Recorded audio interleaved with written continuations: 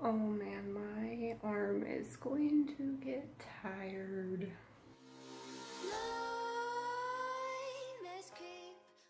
So, this is our first video on the channel, and forgive me for being kind of a mess, but like, I'm always a mess.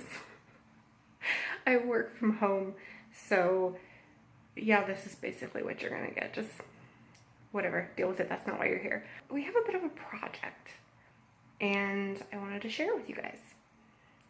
It's going to be quite a journey, and it's going to be fun and entertaining, and so we're gonna invite you along. Here we go. If you've ever wondered, how do I get into breeding bettas? Like, how does that start? What do I need? This is a look into our world. This is currently my office, but also our fish room. Let me explain. So I love bettas. I've always loved bettas. I think one of my very first fish I ever owned was a red veil-tailed betta named Odin, who lived for about 3 years. He was my longest living fish because I kind of sucked at raising fish. I was not good at it. My parents said that if I wanted a cat or a dog or any other creature, I needed to raise a fish first because they were the easiest. And you know what? They're not. They are not the easiest, not even by a long shot. But I went a couple years without having a betta fish or any fish at all. I grew up, I got married, I had a daughter, and that daughter is now in 8th grade, and we homeschool her.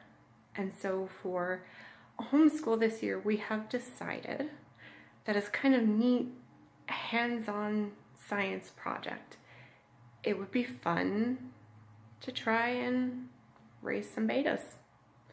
We're going to use the opportunity to learn about ecology and their environment, the food chain, the nitrogen cycle, breeding, their biology, just a whole host of crazy things that all go into a betta fish. Do you think something so small would be simple? But it's not. It's really, really not. Let's have a look at that fish room. So when we started trying to figure out how we were going to do this, we had to look into a lot of things.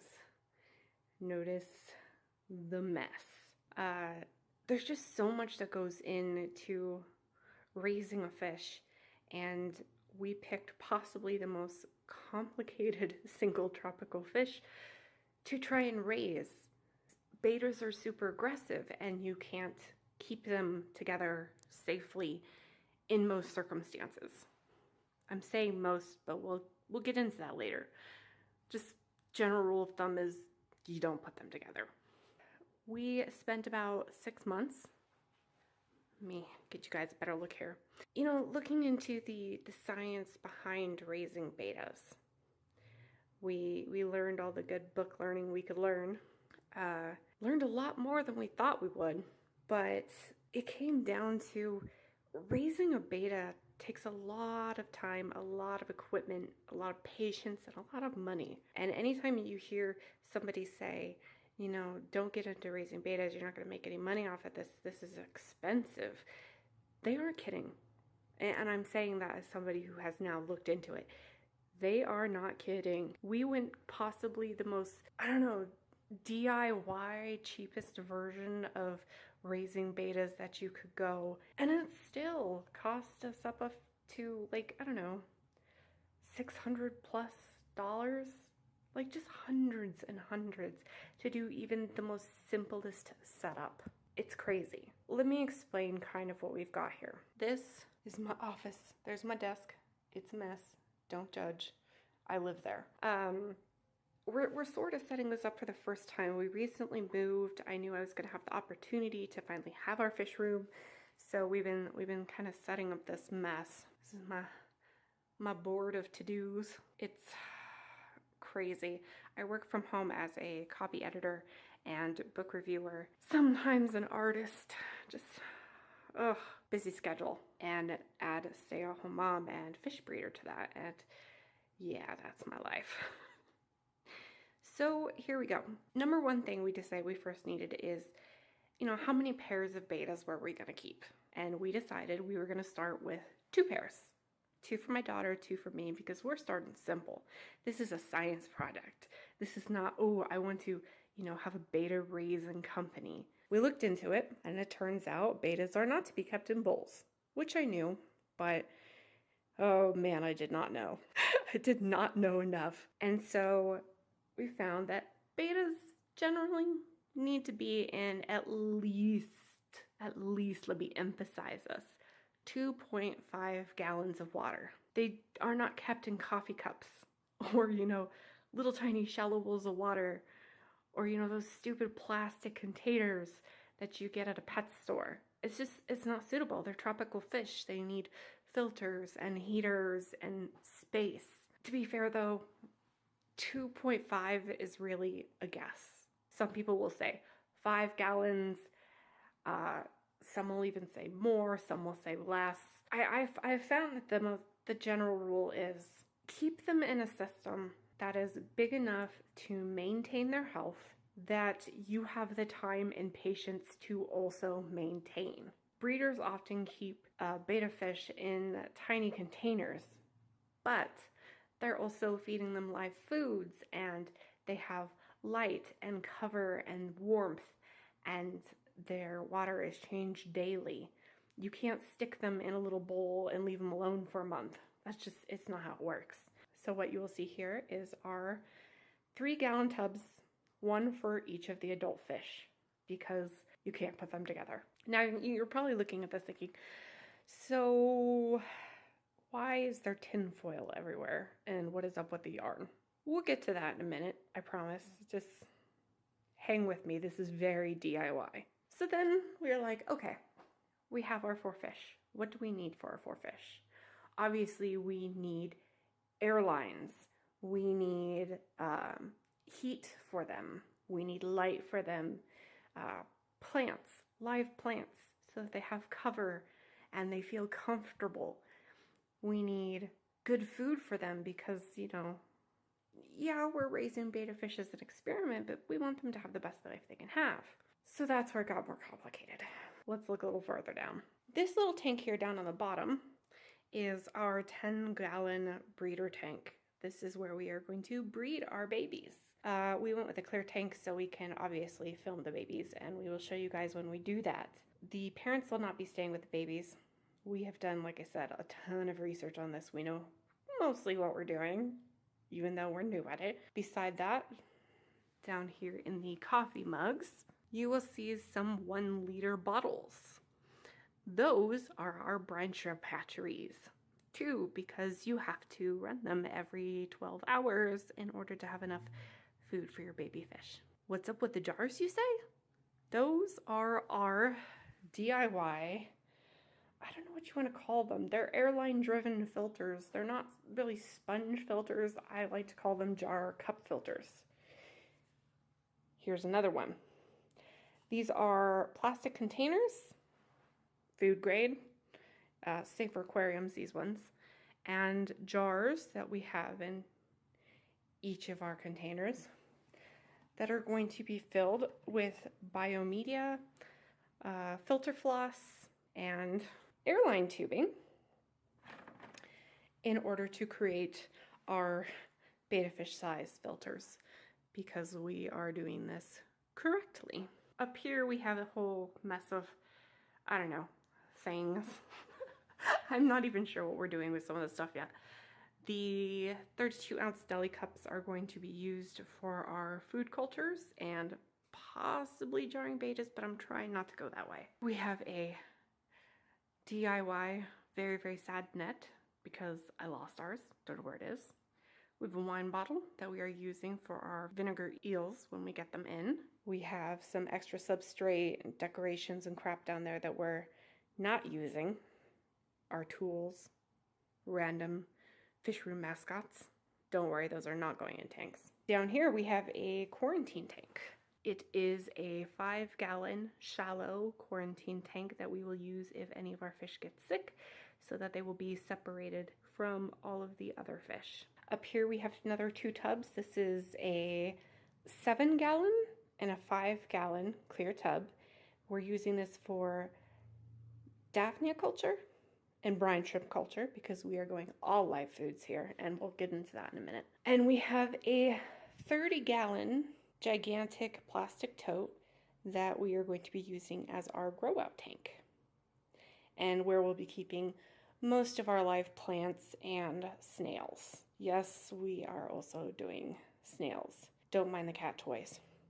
This is our workstation where we will keep some of our food culture supplies, but not the food cultures themselves because it's going to be too warm in here. So they are going to go downstairs where it's cooler, possibly in the garage. But this is just where we're keeping our extra plastic totes, culture stuff that we need, etc., etc. So, what's up with the tin foil? Well, here's the thing with bettas. It's complicated to keep them because you have to keep them all separated all throughout their lives. They require a lot of space. A lot of space. They all have to be in separate containers, and because they all have to be in separate containers, you also need separate lights, separate heat sources, separate air lines, separate filters, and that's expensive, you guys. It's crazy.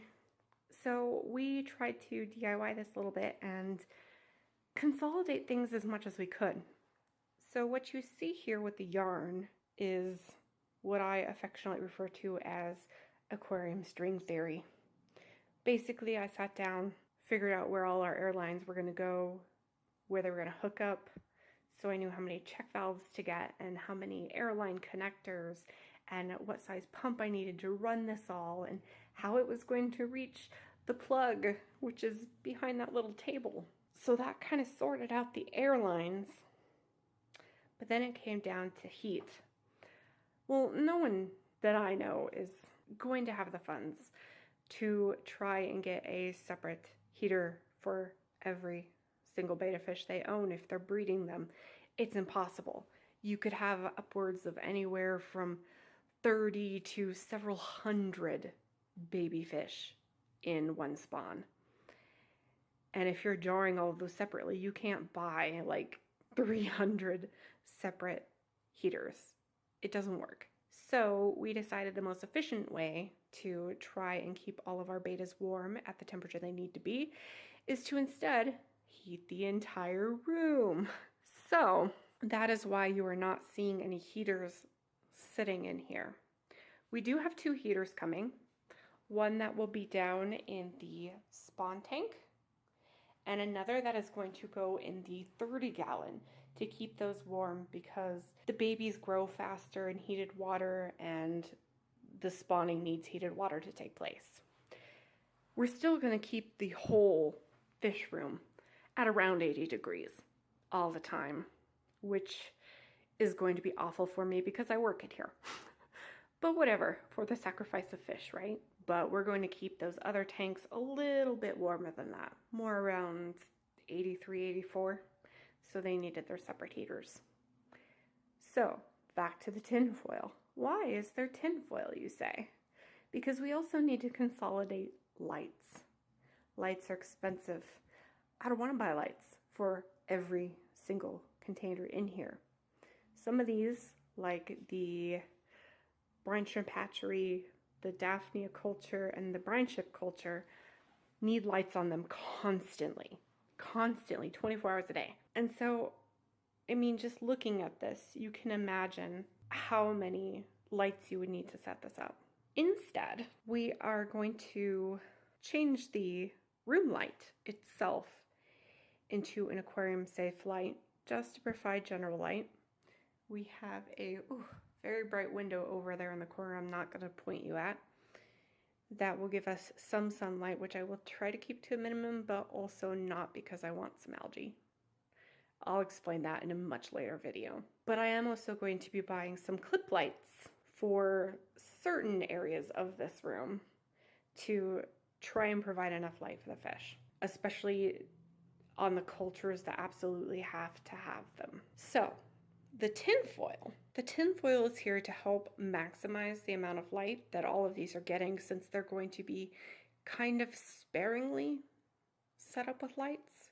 Rather than having a light shine directly on them, I can shine a light anywhere at this little stand or this table or the tank below it, and the tinfoil should act as a reflector to help bounce that light around and make the most use of it that is possible. There's a lot more we got to do. Like I said, we are ordering a whole bunch of live cultures. We're going to be doing Daphnia, brine shrimp, flightless flies, mealworms, maybe some rice flower beetles at a later date, springtails, a couple other things I've completely forgotten. I have a list somewhere, you guys. And we're also going to be raising the bettas.